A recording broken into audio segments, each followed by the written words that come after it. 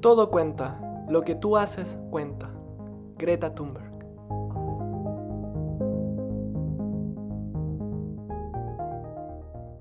Hola a todos, estamos en una nueva entrega de nuestro lindo podcast. Ya hablamos en los capítulos anteriores acerca de cómo el cambio climático amenaza nuestro planeta y de las consecuencias de un aumento de la temperatura global en 1,5 grados Celsius. También hablamos de los efectos dañinos de la industria de la moda. Entonces, lo que se me viene a la cabeza para preguntarte a ti, Katy, es ¿qué pasa con el plástico? ¿De qué manera nuestro consumo de plástico afecta al medio ambiente? Bueno, Seba, para que sepas, el plástico está intrínsecamente conectado al cambio climático. Ya sabemos que el calentamiento global es causado por un aumento en la atmósfera de los gases de efecto invernadero. Y sabemos que estas emisiones son causadas por la quema de combustibles fósiles. ¿Y dónde cabe el plástico en todo esto? Bueno, el plástico es básicamente un combustible fósil, o mejor dicho, es un derivado de combustible fósil. Y a esto se le llama un petroquímico. La gran mayoría de los plásticos que usamos a diario están hechos de cadenas de moléculas derivadas de petróleo, de gas o de carbón. El plástico ha llegado a inundar completamente nuestras vidas diarias. Podemos encontrarlo en envases de productos, en textiles de nuestra ropa sintética, en botellas, en bolsas, juguetes, materiales de construcción, autos, celulares y en tantos otros objetos más.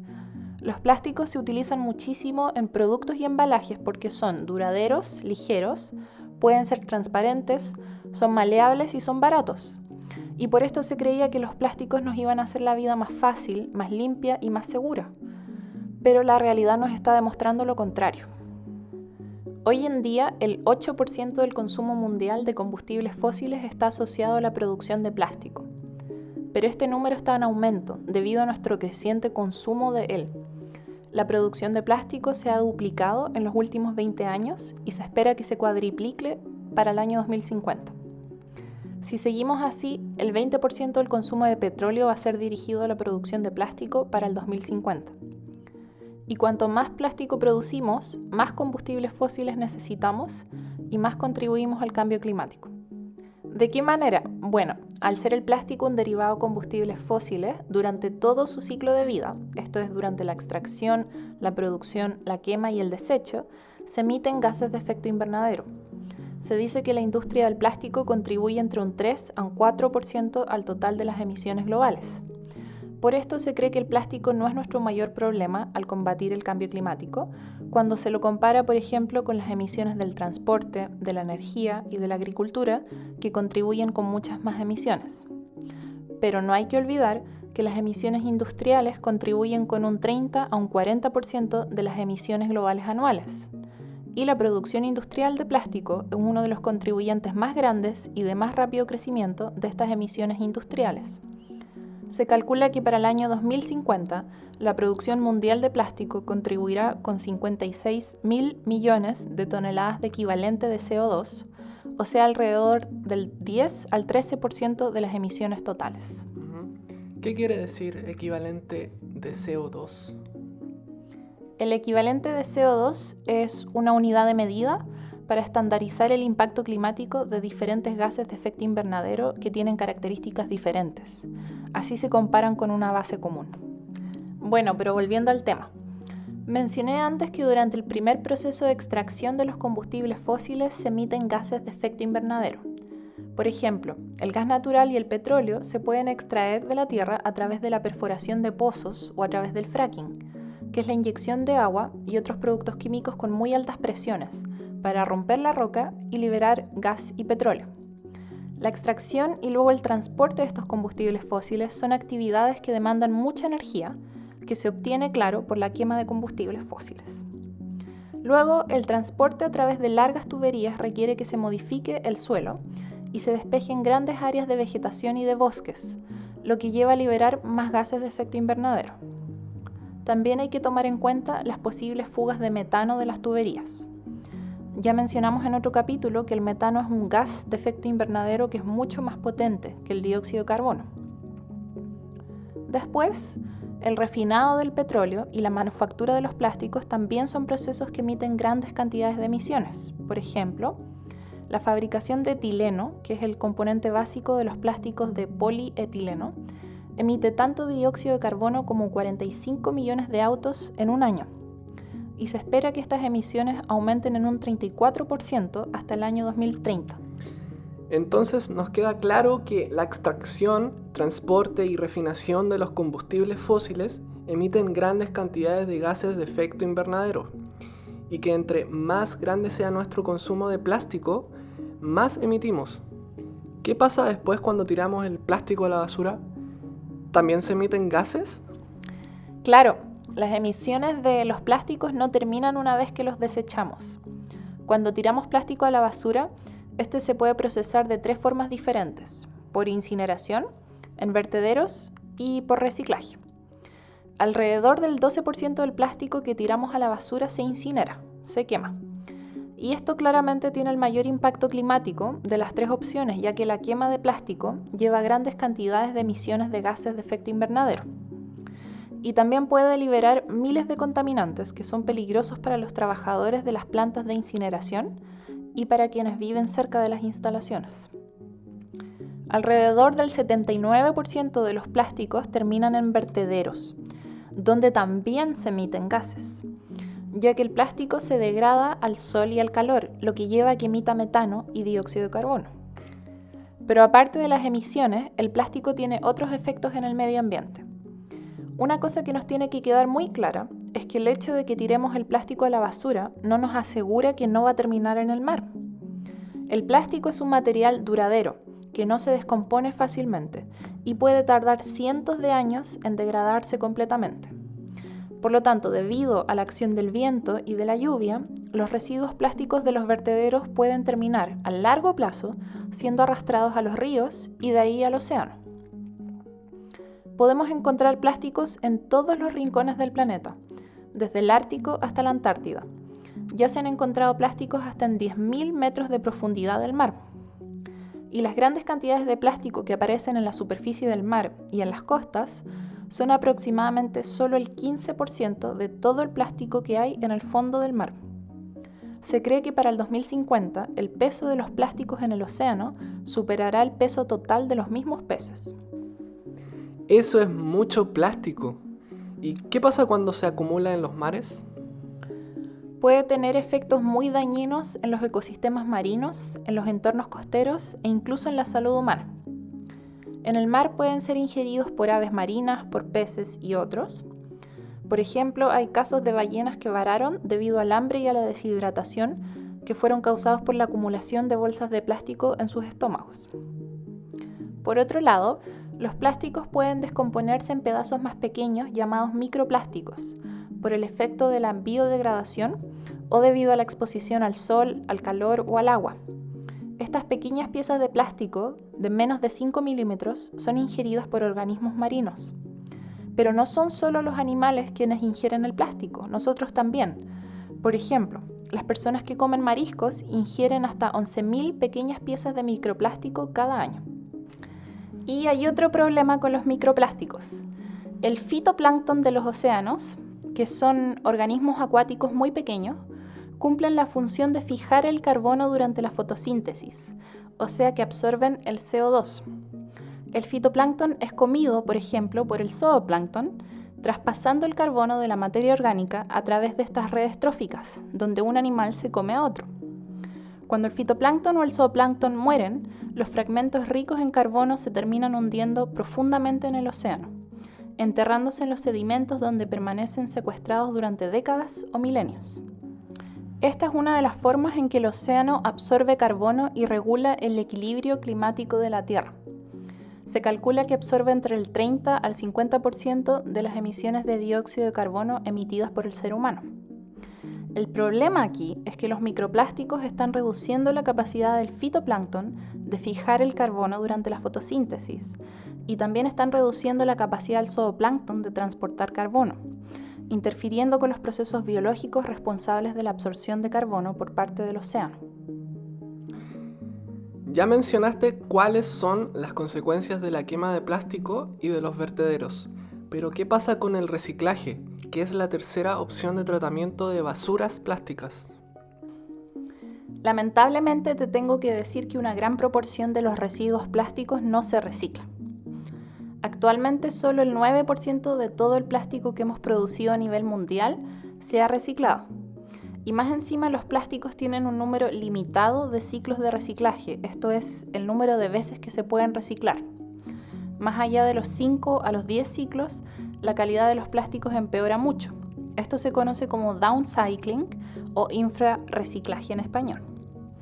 Como nuestra economía de venta y de consumo es tan rápida, una botella de agua, por ejemplo, se puede reciclar 10 veces en menos de un año. Después de esto, el producto final del infrarreciclaje ya es de muy baja calidad para volver a reciclarse.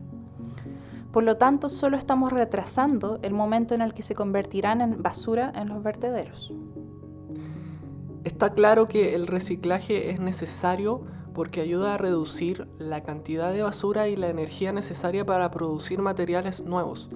Pero según lo que dices, es un error creer que mientras reciclemos nuestra basura podemos seguir consumiendo de la manera en que lo hemos estado haciendo.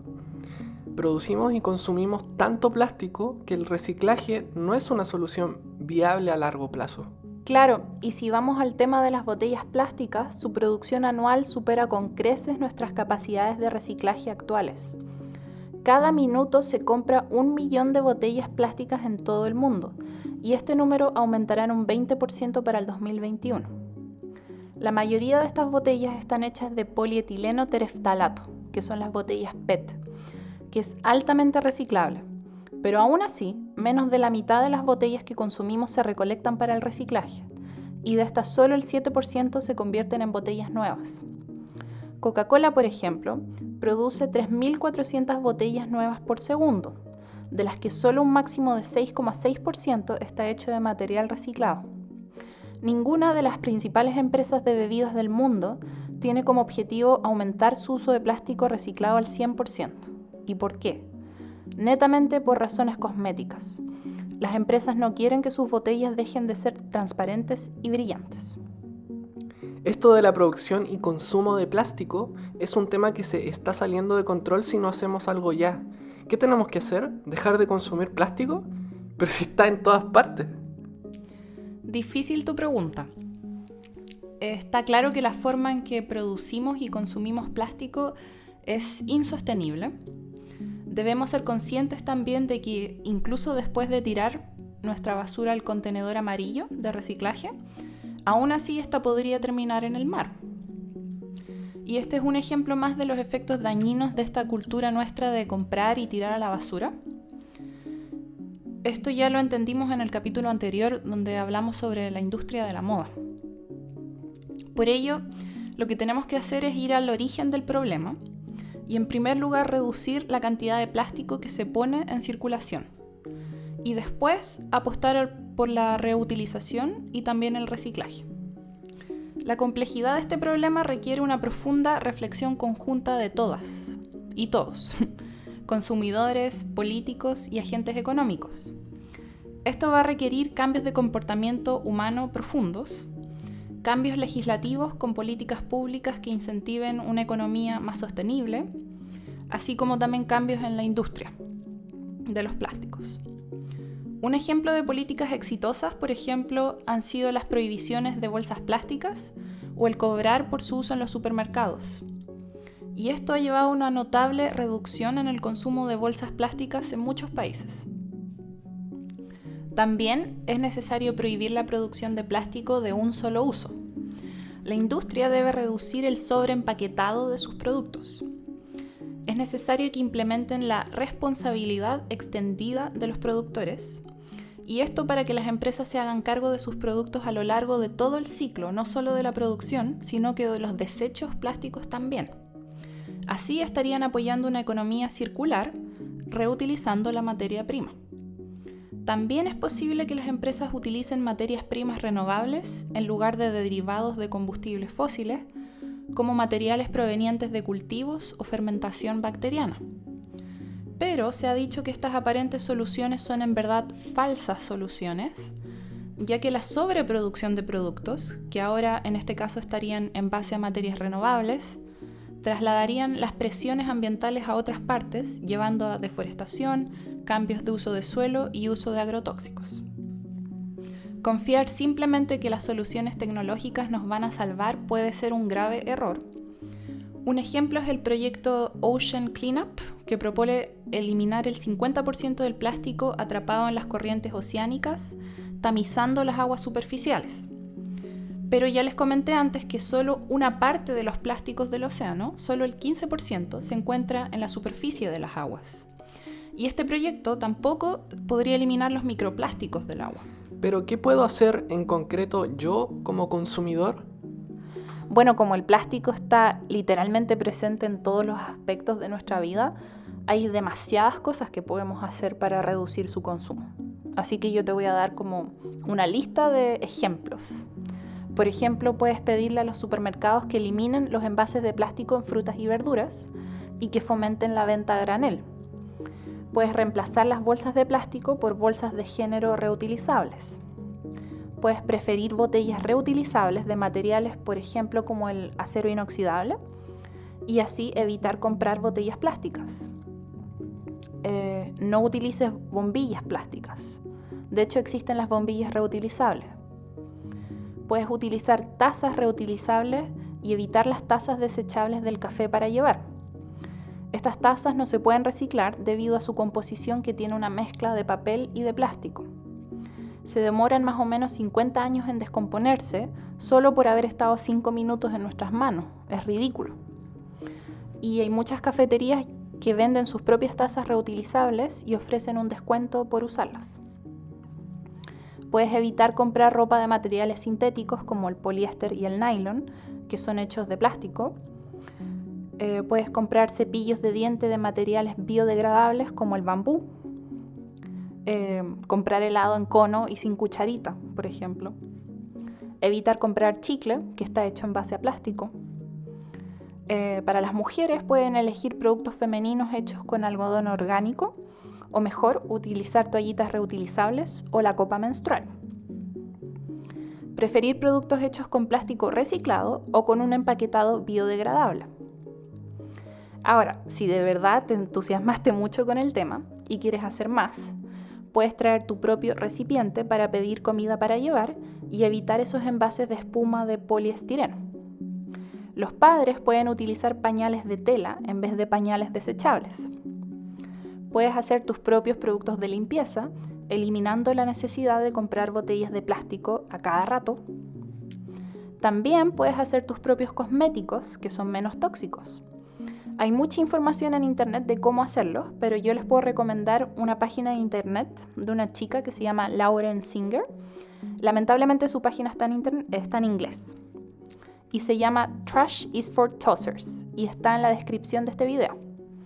Ahí, por ejemplo, ella te enseña interactivamente cómo hacer tu propio desodorante, tu propia crema corporal, loción de cara y muchos más. Yo, por ejemplo, hice la crema corporal, que estaba en base a aceite de coco, manteca de karité y crema de cacao. Y puede ser cierto que los ingredientes que utilicé me salieron un poco caros, pero la cantidad de crema que salió fue mucha. De hecho, me duró alrededor de 5 meses. Y creo que a largo plazo me salió más barato que comprar una crema cada mes. Y más encima era muy rica. ¿Qué más? Pueden preferir comprar en los mercados locales que venden a granel y hacerlo con bolsas de género, como dije antes. Pueden hacer compost con los desechos orgánicos. El compostaje no solo reduce el desperdicio de alimentos, sino que también reduce la cantidad de bolsas de basura que usamos para la basura. Puedes preferir comprar alimentos en tiendas que vendan a granel y sin empaquetar. Ahí tienes que llevar tus propios recipientes para llevarte, por ejemplo, el arroz, los porotos, etc. Por ejemplo, en Chile está la tienda Sin Envase, que tiene una página de Facebook que se las vamos a compartir más abajo, y venden alimentos sin envases. En vez de comprar cosas que solo vas a utilizar una vez al año, como un equipo de camping, un martillo, por ejemplo, qué sé yo, puedes pedirlo prestado en una comunidad. Puedes apoyar en redes sociales para que las empresas se deshagan del plástico y apoyar a aquellas empresas que sí lo están haciendo. Y puedes compartir toda esta información con tus familiares y con tus amigos. Ahora, todo esto puede parecer abrumador, Nadie tiene que ser perfecto e intentarlo todo de una vez. Yo tampoco podría. Pero incorporar ciertos cambios es mejor que no hacer nada. Claramente hay cosas que requieren más compromiso personal y llevan finalmente a un cambio de estilo de vida. Y yo creo que en ese aspecto es posible acostumbrarse a cosas que en un principio podían parecer imposibles. El problema del cambio climático puede ser desgastante, puede ser abrumador, ya que al final amenaza al futuro de nuestra sociedad y de nuestra tierra, pero nadie tiene la tarea de solucionarlo solo, porque es un problema que es simplemente demasiado grande y a cada uno le va a tocar hacer su parte. Entonces, para terminar, la recomendación más eficaz es simple: reducir inmediatamente la producción y el uso de plásticos. Detener la expansión de la producción petroquímica plástica y mantener los combustibles fósiles en el suelo es un elemento fundamental para abordar la crisis climática. Aquí damos por terminado este capítulo. Muchas gracias, Katy, por hablarnos de temas tan importantes como este. Muchas gracias a todos los que nos escuchan y recuerden que en la descripción de este podcast pueden encontrar las fuentes de información que utilizamos. ¡Chao!